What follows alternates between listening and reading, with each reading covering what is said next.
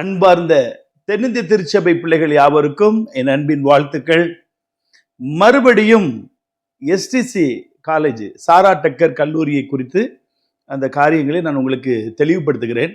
இன்றைக்கு ஒரு 3-4 சம்பவங்களை உங்களுக்கு நான் முன்பு நடந்த காரியங்களை திருச்சபை பிள்ளைகள் தெரிந்து கொள்ள வேண்டும், நிர்வாகிகள் தெரிந்து கொள்ள வேண்டும். இந்த பர்னபாஸ் என்கிற அந்த பேராயர் இவர் எவ்வளவு தில்லுமுள்ளு பண்ணுகிறார், இவருக்கு விரோதமாய் கர்த்தர் எப்படி எழும்பி நிற்கிறார் என்பதை குறித்து தான் நாம் பார்க்க போகிறோம். இப்போ சாம்சன் என்கிறவரை திரும்பவும் தாளாளராக, அதாவது செக்ரட்டரியாக எஸ்டிசி காலேஜில் போட்டிருக்கிறாங்க. இது சட்டவிரோதம். ஏற்கனவே அவர் அப்பீல் போயிட்டாரு. யாரு? டிஎஸ் ஜேசியுடைய தம்பி ஏற்கனவே ஒரு செயலாளர் இருக்கிறாரு, அவர் அப்பீல் போயிட்டார். அந்த அப்பீல் நாளை மறுநாள் விசாரணைக்கு வருகிறது. இது வருவதற்கு அவசரப்பட்டு யாரு? சாம்சனை கொண்டு உள்ள அப்பாயின்ட் பண்றாரு. இந்த சாம்சனை உள்ள அப்பாயின்மெண்ட் பண்ணுவதற்கு தடையாக 2 காரியங்கள் இருக்கிறது. அதாவது வாக்காளர் பட்டியலிருந்தே அவரை தூக்க வேண்டும். இதை கேட்டுக்கொண்டிருக்கிற சதானந்தம் சார், நீங்க கவனிக்கணும். அதாவது இவர் ஏற்கனவே கமிஷனரியா போடப்பட்ட திருச்சி சிஎஸ்ஐ பிஷப் சந்திரசேகர் அவரை அடித்தார் என்று சொல்லி கொலை மிரட்டல், அது கொலை மிரட்டல் கூட இல்ல, 307 செக்ஷன்லாம் பதிவு பண்ணியிருக்காங்க. அந்த எஃப்ஐஆரை நான் உங்களுக்கு காட்டுறேன். அதுல நிறைய பேர் இருக்கிறாங்க, வேதநாயனில இருந்து எல்லாரும் இருக்கிறாங்க. அதுல இவர் 2வது அக்யூஸ்டா இருக்கிறாரு. இவர் அந்த கேஸ் குவாஷ் போட்டாங்க, எஃப்ஐஆர் குவாஷ். அதுலயும் இவருக்கு எதிர்வினையாக அது தள்ளுபடி ஆயிடுச்சு. அதாவது கேஸ் தள்ளுபடி ஆகல, எஃப்ஐஆர் குவாஷ் தள்ளுபடி ஆயிட்டு எஃப்ஐஆர் குவாஷ் கிடைக்கவில்லை. இப்பொழுது அது கோர்ட்டு எங்க திருநெல்வேலி கோர்ட்ல நிலுவையில் இருக்கு. அதே போல பன்னன் சாலமோன் என்று பீகாலில ஐயர்வாள் இருந்தாரு. அவரையும் அடித்து ஒரு எஃப்ஐஆர். பாருங்க, அடிக்கிறதுல என்ன ஒரு கீழ்த்தரமான செயல். இப்படிதான் என்னையும் தாக்குனாங்க. இதெல்லாம் ஒரு கீழ்த்தரம், அவலட்சணமான ஒரு செயல். இப்படிப்பட்டவர்களை எங்க விட்டு போடுறாங்க? செக்ரட்டரியா, கரஸ்பாண்டா எங்க போடுறாங்க? எஸ்டிசி காலேஜ்ல. அப்போ இவர் கிறிஸ்தாஸ் பிஷப்புக்கு அடியில இருந்தார். யாரு? பர்னபாஸ். இன்னைக்கு பன்னன் சாலமோனை கூப்பிட்டு இவரோட ஐக்கியமாக வைத்து இன்னைக்கு 22 இந்த பிப்ரவரி மாசம் 22ஆம் தேதி உயர் நீதிமன்றத்தில் 2 பேர் காம்ப்ரமைஸ் பெட்டிஷன் போட்டிருக்காங்க. ஆனா அது காம்ப்ரமைஸ் பெட்டிஷன் போட்டிருக்காங்க, இன்னும் அது வழக்கு அது காம்ப்ரமைஸ் ஆகவில்லை. அப்போ இந்த பர்னபாஸ் எவ்வளவு நரித்தந்திரங்கள், துன்மார்க்க காரியங்கள் செய்து கொண்டிருக்கிறார். பர்னபாஸ் பிஷப் கிறிஸ்தாஸ் கூட இருக்கும் பொழுது பன்னன் சாலமோன் ஐயர் பிஷப் கிறிஸ்தாஸ் அணியில உள்ளவர், அவரை அடிக்கிறாங்க. அந்த கேஸை காம்ப்ரமைஸ் பண்ணி இன்னைக்கு ஒரு பிஷப்புக்குனால அவரை கூப்பிட்டு வச்சு காம்ப்ரமைஸ் பண்ணி பெட்டிஷன் போட்டிருக்காங்க. அது இன்னும் காம்ப்ரமைஸ் பெட்டிஷன் சாங்ஷன் ஆகல. அதே போல பிஷப் இன்சார்ஜ் கமிஷனரியாய் திருச்சி பிஷப்பை அடித்திருக்கிறார்கள். 307. பாருங்க, உயர் நீதிமன்றத்தில் போய் தள்ளுபடி பண்றதுக்கு முயற்சி எடுத்தாங்க. அது உயர் நீதிமன்றத்தில் நீதிபதி அவர்கள் அதை அங்கீகரிக்கவில்லை. 2 வழக்குகள், இன்னும் எத்தனை வழக்கு இருக்கோ தெரியாது. இந்த நம்ம சிஎஸ்ஐ சம்பந்தமா யாரு? சாம்சன் மேல 2 வழக்கு, 2ம் அடிதடி கிரிமினல் வழக்கு, கொலை முயற்சி வழக்கெல்லாம் இருக்கிறது. இப்படி உள்ளவரை திரும்பவும் கரஸ்பாண்டா உள்ள ஒன்று போடுறாங்க, செக்ரட்டரியா உள்ள ஒன்று போடுறாங்க. இதுக்கு இடையில இந்த உஷா மேடம், யார் அவங்க பிரின்சிபாலா இருக்கவங்கள முதல்ல இவர் என்ன பண்ணாரு?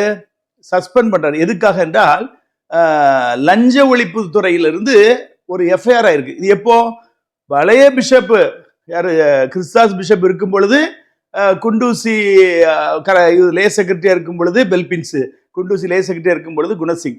அந்த நேரம் 2 பேர் மேல எஃப்ஐஆர் வருது. அது அந்த வழக்கு நீடித்து தான் இப்பொழுது உஷா மேடத்தில் விசாரணைக்கு வரும்பொழுது அந்த அம்மா என்ன சொல்றாங்க? இன்னைக்கு ஏன் காலத்துல இல்லை, இது எனக்கு முன்னாடி உள்ள காலத்துல நடந்ததுன்னு சொல்லும் பொழுது இவரு பிஷப்பும் நிர்வாகத்தையும் நடவடிக்கை எடுக்கணும்னு சொல்லி லஞ்ச ஒழிப்பு சொன்னோடனே பர்னபாஸ் என்ன செய்றாரு? இவங்களை சஸ்பெண்ட் பண்றாரு. யாரு? இந்த உஷா மேடத்தை சஸ்பெண்ட் பண்றாரு. உடனே இவங்க உயர் நீதிமன்றத்தில் போய் அதுக்கு ஸ்டே வாங்குறாங்க. திரும்பவும் ஒரு மெமோ அனுப்புறாரு இவர் யோக்கியர்மதி. அந்த அம்மா காலத்துல எந்த தப்பு நடக்கல, ஆனா திரும்ப ஒரு மெமோ அனுப்புறாரு. அதற்கும் இந்த அம்மா போய் ஹைகோர்ட்ல போய் ஸ்டே வாங்கிட்டாங்க. இந்த நேரத்துல உடனடியாக அடுத்த டிக்கெட் பிரின்சிபாலா போடுவதற்கு பணம் எல்லாம் பேரம் பேசி எல்லாம் முடிச்சாச்சு. ஸ்டீஃபன் லைனல் அவங்க மகாவை பிரின்சிபாலா போடணும்னு திட்டம் போட்டு எல்லாம் செயல் பண்ணி வச்சாச்சு. இதுல சீனியாரிட்டி படி அதே காலேஜ்ல 2 பேர் இருக்கிறாங்க, இன்னும் நிறைய பேர் இருக்கிறாங்க. அதெல்லாம் விசாரிக்காமல் பணம் எந்த பக்கம் வருகிறதோ அந்த பக்கம் சீட்டை போடணும் பண்ணாங்க. இப்போ கடவுளுடைய கிருபையினால இன்றைக்கு ஜாயிண்ட் டைரக்டர் இருந்து joint director of college education திருநெல்வேலியில இருந்து ஒரு ஆர்டர் வந்திருக்கு. எல்லாத்தையும் நான் உங்களுக்கு ஸ்கிரீன்ல காட்டுறேன். இவர் எஃப்ஐஆர் குவாஷ் பண்ணது எல்லாத்தையும் நான் ஸ்கிரீன், ஆதாரம் இல்லாம நான் காட்ஃப்ரே அவள் பேச மாட்டேன். என்ன பண்ணிருக்காங்க, மே மாதம் வரைக்கும் இந்த அம்மாவுடைய பணிக்காலத்தை நீட்டிப்பு கொடுத்திருக்கிறார். இதுவே பெரிய வெற்றி. அப்போ பர்னபாஸ் பக்கம் கர்த்தர் இல்லவே இல்லை. பரபாசை விட மோசமானவர் பர்னபாஸ். இன்றைக்கு கர்த்தர் இந்த உஷாமா கூட இருக்கிறார். அழகா அந்த ஆர்டர்லாம் நான் வாசித்து பார்த்தே தெளிவா இருக்கு. நான் உங்களுக்கு ஸ்கிரீன்ல போட்டு காட்டுறேன். அது ஆக்சுவலாவே யாருமே ரிட்டையர்ட் ஆகும்போது அந்த அந்த அகாடமிக் வரைக்கும் கொண்டு போறது இயல்பு. ஆனா இவங்க அதுக்குள்ள பணத்தை சம்பாதிக்கணும்னு சொல்லி அந்த ஸ்டீஃபன் லைனல் ஐயர்வாளுடைய மகாவை போடணும்னு சொல்லி எல்லாம் திட்டம் போட்டாங்க, பணம் வாங்கியாச்சுன்னு சொல்றாங்க. இந்த நேரத்துல திரும்பவும் நீடிப்பு காலம், இப்போ ஆகஸ்ட் பிறக்க போது, நாளைக்கு August, September, October, November, December, ஒரு கிட்டத்தட்ட ஒரு 8-9 மாசங்கள் இந்த அம்மாவுக்கு எக்ஸ்டென்ஷன் பீரியடை கர்த்தர் கொடுத்திருக்கிறார். ஜேடி காலேஜ் எஜுகேஷன் கொடுத்தாரு நான் சொல்ல மாட்டேன். இதற்கு இடையில தேர்தல் வரும், நாங்கள் எல்லாம் உள்ளே வருவோம், பர்னபாஸுடைய பருப்பு வேகாது. இதே போல இந்த அம்மா ஒரு அந்த கோர்ட்ல ஸ்டே கேட்கும்போது பர்னபாஸை குறித்து ஒரு ஸ்டேட்மெண்ட் கொடுத்திருக்காங்க. அவர் ஆன்மீக படி தான் செய்யணும், அவர் நிர்வாகத்துக்குள்ள வரக்கூடாதுன்னு எங்க சிஎஸ்ஐடிஏ சட்டத்துல, டிடிடிஏ சட்டத்துல இருக்குது என்று சொல்லி மென்ஷன் பண்ணி அதையும் வைத்து தான் ஆர்டர் போட்டுக்கிறாங்க. நல்லா பார்த்துக்கிடுங்க, ஆன்மீக பணி தான் பர்னபாஸுக்கு வேலை. லே பீப்புளை அதிகாரம் பண்றது, ஒரு ஸ்கூலுக்கு மேனேஜரா கரஸ்பாண்டா இருந்து எல்லாம் ஆளுகை பண்ணதுக்கு அதிகாரமே கிடையாது. பணம் கையாடல் பண்ணவே கூடாது. இப்ப சதானந்தம் ஏன் அமைதியா இருக்கிறார்? எனக்கு அதுக்கு பதில் வேண்டும். பழக்கூடைய வாங்கினோடனே சரண்டர் ஆயிட்டாரா? பழக்கூடைக்குல ஒரு 10 லட்சம் ரூபாய் வச்சு கொடுத்தாங்கன்னு வேற எல்லாம் கிசு கிசுப்பா பேசுறாங்க. அது உண்மையா பொய்யான்னு தெரியல. நூற்றாண்டு மண்டபத்துல பழக்கூடைய கொடுத்து அவர் ஐஸ் வைக்கிறாங்க, மேடை போட்டு முன்னாடி உட்கார வைத்து. ஏன் அவர் மௌனமா இருக்கிறார்? அவர் தானே அட்மினிஸ்ட்ரேட்டிவ் செக்ரட்டரி. இல்லை என்றால் நாங்க நீதிமன்றத்துக்கு போவோம், இந்த காரியங்கள்லாம் வெளியெல்லாம் வைத்து கொண்டு இவர் எங்களுக்கு இது செக்ரட்டரி எங்களுக்கு தேவையில்லை என்று சொல்லி நாம் 2-3 வீடியோ சொல்லியாச்சு, அவருக்கு டைரக்டா போட்டாச்சு, அவர் அமைதியா மௌனம் காத்துட்டு இருக்கிறாரு. அதனால எந்த ஒரு டிரான்சாக்ஷனாலும் பார்த்துக்கிடுங்க. இப்ப இந்த இது என்ன, நம்மளுடைய திருநெல்வேலி திருமணத்துக்குரிய மாத பத்திரிகையை நான் வாசித்தேன். அதுல இது மாம்பழ சங்கத்துடைய வரவு, ஒரு நாள் வரவு காணிக்கை கிட்டத்தட்ட 96 லட்சம், 1 கோடிக்கு கொஞ்சம் குறை, இவ்வளவு ரூபா ஒரு நாள் கலெக்ஷன், ஒரு நாள் வருமான காணிக்கை. இதே போல போன மாம்பழ சங்கத்துல 75 லட்சம் ரூபாய் வந்ததை இவர் தூக்கிட்டு சென்னைக்கு கொண்டு போனார்னு சொல்லி நாங்களும் எத்தனை வீடியோன்னு சொல்லிட்டோம். கார்ல வைத்து யாரு வைஸ் சேர்மன் தான் கொண்டு போனாரு, கொடுத்தாரு, லஞ்சம் கொடுத்தாருன்னு சொல்லி. இந்த பணங்களுடைய வரவு செலவுகள்லாம் வெளி உலகத்துக்கு வர வேண்டும். இது வெள்ளை அறிக்கை தாக்கல் பட வேண்டும்.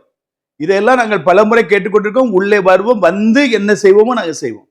ஆகவே காப்பந்த அரசாங்கம் போல உமக்கு பவர் இல்லாதபடி அட்மினிஸ்ட்ரேட்டிவ் செக்ரட்டரியை போட்டாச்சு.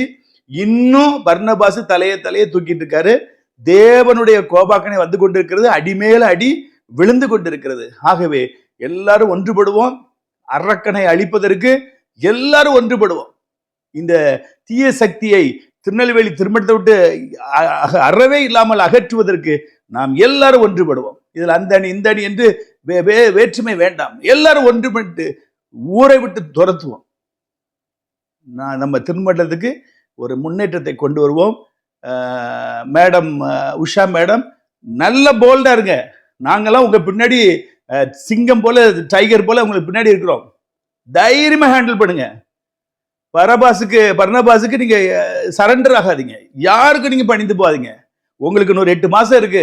நல்ல நேர்மையா பண்ணுங்க. அந்த ஊழல் தப்புகள் பண்ணாங்கன்னா எழுத வேண்டிய இடத்துக்கு எழுதுங்க. நாங்க நிற்கும், இல்ல எங்களுக்கு தகவல்களை தாங்க, நாங்க பார்த்துக்கிட்டோம். நீங்க 8 மாசம் சர்வீஸ், கர்த்தர் உங்களோட கூட இருக்கிறார். நல்ல ஒரு சாட்சி உள்ள ஒரு வாழ்க்கை வாழ்ந்து அவர் பர்னபாஸுக்கு நல்ல ஒரு படிப்படியை கொடுத்துட்டு நீங்க வெளியே வாங்க. உங்க பின்னாடி கர்த்தர் இருக்கிறார், நாங்க இருக்கிறோம். God bless you. இன்னும் ஒரு செய்தியுடன் நாளை